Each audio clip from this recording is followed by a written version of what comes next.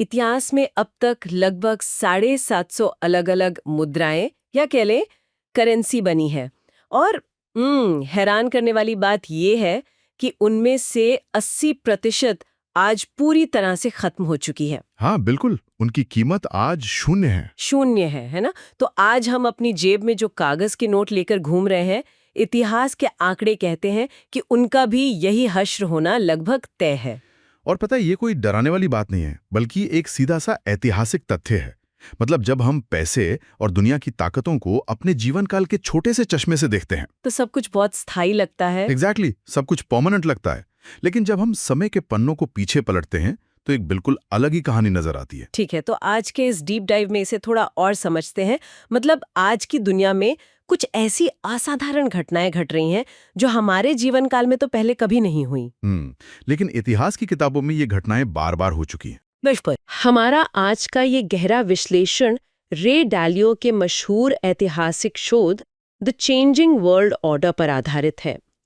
Mission बस ये है कि हम इतिहास के चश्मे से आज की दुनिया को समझें और देखें कि कैसे पिछले 500 वर्षों में डच, ब्रिटिश और अमेरिकी साम्राज्यों का उदय और पतन हुआ।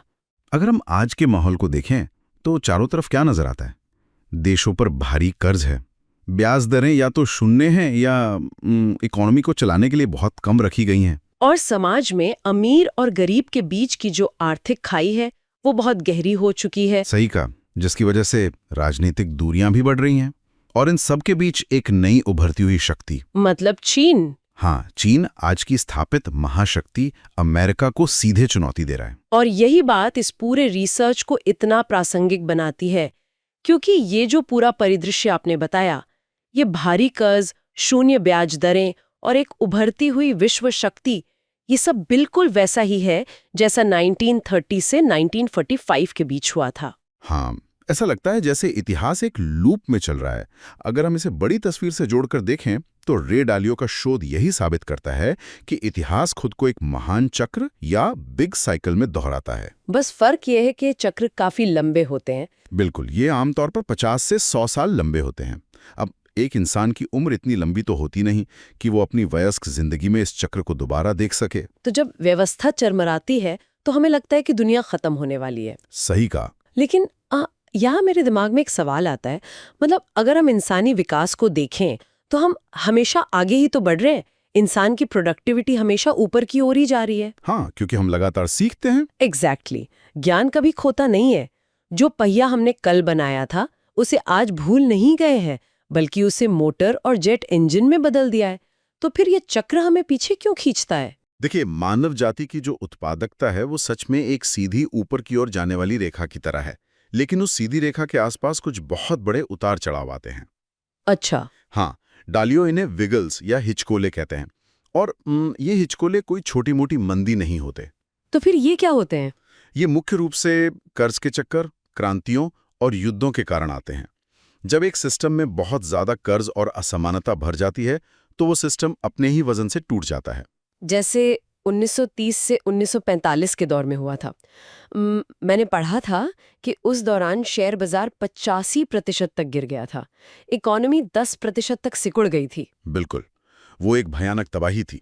लेकिन फिर भी उस तबाही के बाद दुनिया फिर से अपने पैरों पर खड़ी हुई और एक नया वर्ल्ड ऑर्डर बना। अगर मैं इसे एक एनालॉजी से समझाना चाहूँ तो ये विकास एक कॉर्कस्क्रू की तरह है। कॉर्कस्क्रू? दिलचस्प है। कैसे?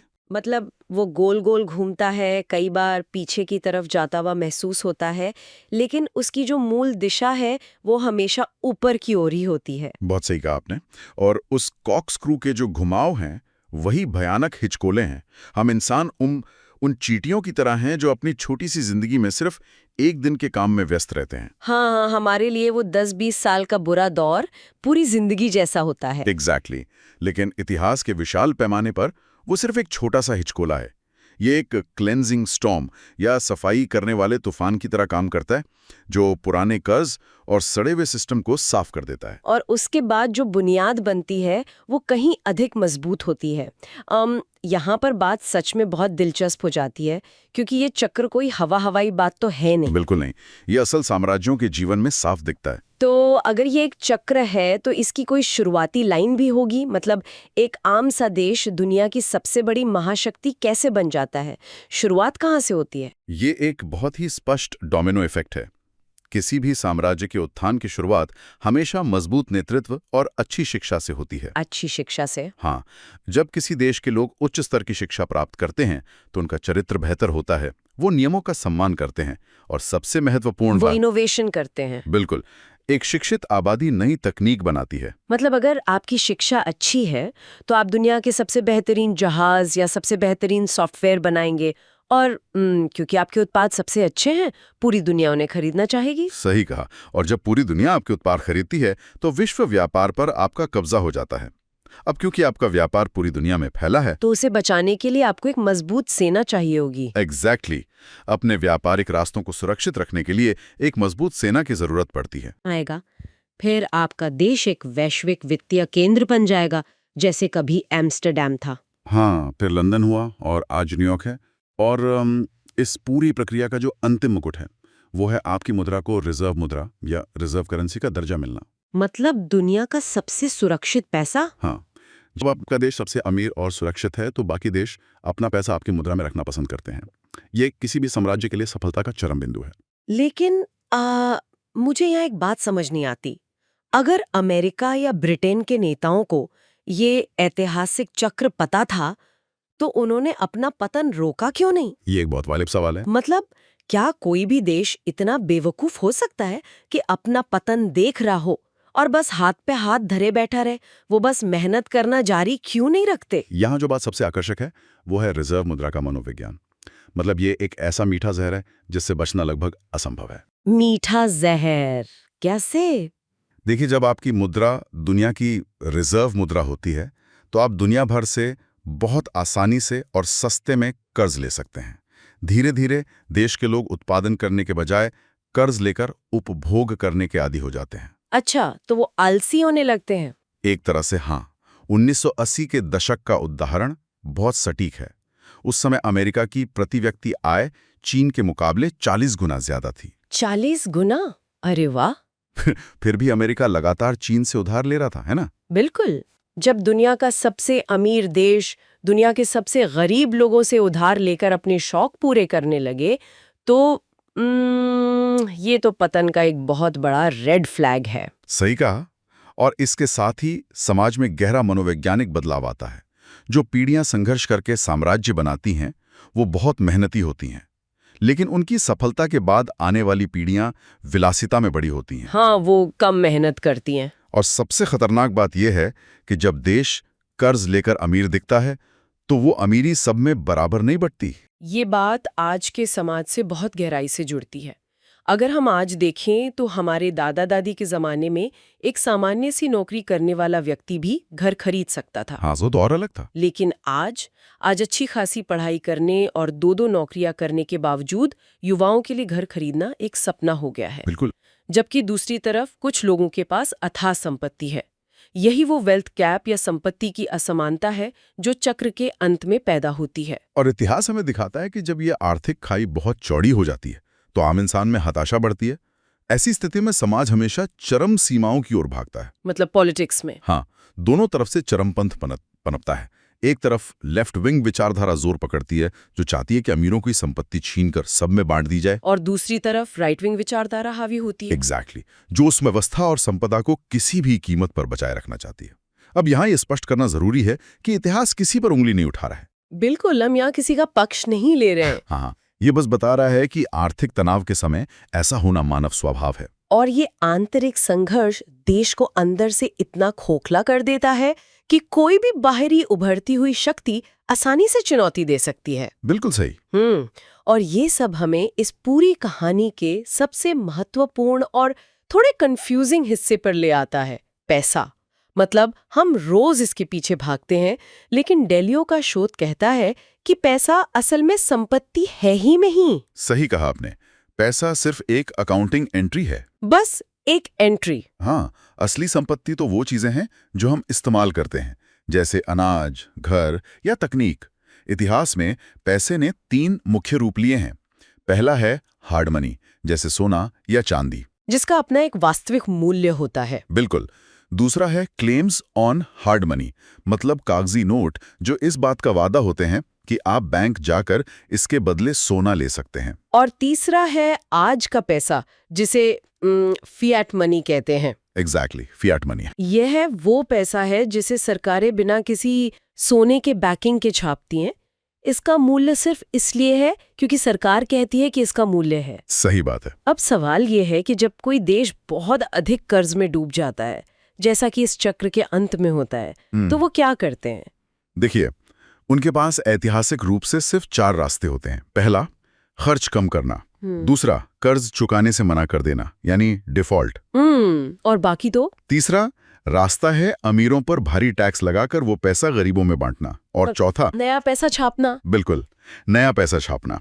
और इतिहास गवाह है कि सभी सरकारें बिना किसी अपवाद के अंततः पैसा छापने का ही रास्ता चुनती हैं। क्योंकि खर्च कम करना बहुत दर्दनाक है ना? और कर्ज न चुकाने से पूरा सिस्टम बैठ जाता है। और अमीरों से पैसा छीनने पर गृह युद्ध का खतरा होता है, तो नया पैसा छापना राजनीति के हिसाब से सबसे आसान लगता है। लेकिन यहीं वो इनविजिबल टैक्स या अदृश्य टैक्स लागू होता है। मतलब जब आप बिना उत्पादन बढ़ाए हवा से नया पैसा छापते हैं, तो सिस्टम में मौजूद हर पुराने नोट की कीमत गिर जाती है। बहुत सी पॉइंट है ये उन सभी लोगों पर लगने वाला एक टैक्स है जिन्होंने उस मुद्रा में अपनी जिंदगी भर की बचत की होती है। उनके बैंक खाते का नंबर तो वही रहता है, लेकिन उस पैसे से वे जो सामान खरीद सकते थे वो कम हो जाता है। बिल्कुल, महंगाई इसी को तो कहते हैं। अगर हम इसे आज की इकोनॉमी से जोड़ें तो सेंट्रल बैंक मुझे एक ऐसे डॉक्टर की तरह लगता है जिसके पास स्टिमुलेंट की एक छोटी सी बॉटल है। अच्छा, स्टिमुलेंट। हाँ, जब अर्थव्यवस्था बीमार पड़ती है तो डॉक्टर ब्याज दरों को घटाकर इकोनॉमी को इस स्टिमुलेंट का एक इंजेक्शन लगा देता है। लोग ज्यादा कर्ज लेते हैं, खर्च करते हैं और अर्थव्यवस्था फिर से दौड़ने लगती है। सही एनालॉजी है। लेकिन जब ब्याज दरें गिरते गिरते पहले ही शून्य पर आ जाएं और डॉक्टर की वो स्टिमुलेंट की बोतल पूरी तरह से खाली हो जाए, तब वो क्या करता है? मरीज को मरने तो नहीं देगा। तब वो डॉक्टर डेलियो की भाषा में मॉनेटरी पॉलिसी 3 या MP3 का इस्तेमाल करता है। MP3 वो क्या है? जब ब्याज दरें काम नहीं करती तो सेंट्रल बैंक बड़ी मात्रा में हवा से नया पैसा बनाते हैं और उसे सीधे सरकार के खाते में डाल देते हैं ताकि वो उसे बांट सकें। अरे बाप रे, क्या ऐसा पहले कभी हुआ है? बिल्कुल हुआ है। 15 अगस्त 1971 को जब रिचर्ड निक्सन ने डॉलर का सोने से नाता तोड़ा था, तब ऐसा ही किया गया था। और उससे पहले 5 मार्च 1933 को जब रूजवेल्ट ने मंदी से लड़ने के लिए लोगों से सोना लेकर उन्हें कागज थमाया था, तब भी यही हुआ था। मतलब ये तो एक तरह का पैटर्न है। तो अगर नया पैसा छापना और अत्यधिक कर्ज लेना पतन का अंतिम जाल है, तो क्या किसी ने इस फंदे से खुद को बचाया है? इतिहास में तो ऐसा कोई उदाहरण नहीं मिलता। चलिए इस थ्योरी को असली इतिहास की कसौटी पर कसते हैं, डच साम्राज्य की बात करते हैं। 1600 के आसपास डच लोग जो एक बहुत छोटे से क्षेत्र में रहते थे, उन्होंने पूरी दुनिया पर राज किया। हाँ, और उन्होंने राज इसलिए किया क्योंकि उन्होंने आधुनिक पूंजीवाद या कैपिटलिज्म का आविष्कार किया। अच्छा। इसे ऐसे समझिए, उस समय एशिया से मसाले लाने के लिए एक समुद्री जहाज भेजना बहुत महंगा और जोखिम भरा था। अगर जहाज डूब गया तो मालिक पूरी तरह बर्बाद हो जाता था। तो उन्होंने क्या किया? डच लोगों ने दिमाग लगाया कि क्यों ना 100 लोग मिलकर एक जहाज का छोटा छोटा हिस्सा खरीदें। जोखिम बढ़ जाएगा और पूंजी बहुत बड़ी हो जाएगी। इसी से दुनिया का पहला स्टॉक एक्सचेंज और पहली public company Dutch east India company बनी। अरे वाह, ये तो एक ऐसा इनोवेशन था जिसने दुनिया ही बदल दी। बिल्कुल बदल दी। और इसी इनोवेशन के दम पर दुनिया के 25% बड़े आविष्कार उन्होंने किए, जैसे बेहतरीन जहाज। उनकी मुद्रा गिल्डर दुनिया के रिजर्व मुद्रा बन गई। लेकिन फिर वही हुआ, वे अमीर हुए, कर्ज में डूबे और आंतरिक कलह का शिकार हो गए। और फिर 1780 से 1784 के बीच चौथा एंग्लो डच युद्ध हुआ है ना? हाँ। जहां ब्रिटिश सेना ने उन्हें बुरी तरह हरा दिया। हाँ, अत्यधिक कर्ज और इस युद्ध के कारण डच गिल्डर और उनका साम्राज्य ताश के पत्तों की तरह ढह गया। तो इस सब का मतलब क्या है? डच लोगों ने जिस कैपिटलिज्म का ब्लूप्रिंट खुद तैयार किया, क्या ब्रिटेन ने कोई नई तकनीक खोजकर उन्हें हराया? इससे एक बहुत महत्वपूर्ण सवाल खड़ा होता है और इतिहास का एक बड़ा सच सामने आता है कि नकल करना आविष्कार करने से हमेशा सस्ता और तेज होता है। मतलब ब्रिटेन ने बस उनकी नकल की? एग्जैक्टली। ब्रिटेन ने डच जहाज बनाने वालों को अपने यहाँ काम पर रखा। उन्होंने उसी ब्लूप्रिंट को देखा, सीखा और डच लोगों से भी सस्ते और बेहतर जहाज बना लिए। ये तो बड़ा आसान तरीका था। हाँ, उन्होंने उसी चक्र का पालन किया और 19वीं सदी में अपने चरम पर पहुंचे। लेकिन फिर ब्रिटेन के साथ भी वही हुआ। पहले और दूसरे विश्व युद्ध का जो भारी कर्ज था वो ब्रिटेन की कमर तोड़ गया। बिल्कुल। और फिर 1944 में ब्रेटन वुड्स समझौते के बाद दुनिया के रिजर्व मुद्रा का ताज ब्रिटिश पाउंड से छिनकर अमेरिकी डॉलर के सिर पर सज गया। ये एक रिले रेस की तरह है, जहां बैटन एक हाथ से दूसरे हाथ में जा रहा है। अमेरिका ने ब्रिटेन के औद्योगिकरण के तरीकों की नकल की और उन्हें पीछे छोड़ दिया। और आज के समय में जब अमेरिका का चक्र अपने अंतिम दौर के लक्षणों मतलब भारी कर्ज, गहरी राजनीतिक खाई और मुद्रा छापने से जूझ रहा है, तो चीन तेजी से उसी ब्लूप्रिंट पर आगे बढ़ रहा है। सही कहा। चीन तकनीक की नकल से शुरू होकर अब खुद बड़े आविष्कारक और वैश्विक व्यापार के नेता बनने की राह पर है। ये सब देखकर एक बात तो बिल्कुल साफ हो जाती है कि दुनिया का कोई भी सिस्टम या देश हमेशा के लिए शीर्ष पर नहीं रहता। कभी नहीं। प्रोडक्टिविटी का पहिया हमेशा आगे बढ़ता रहता है, लेकिन पैसे और कर्ज के चक्र बार बार टूटते और बनते हैं।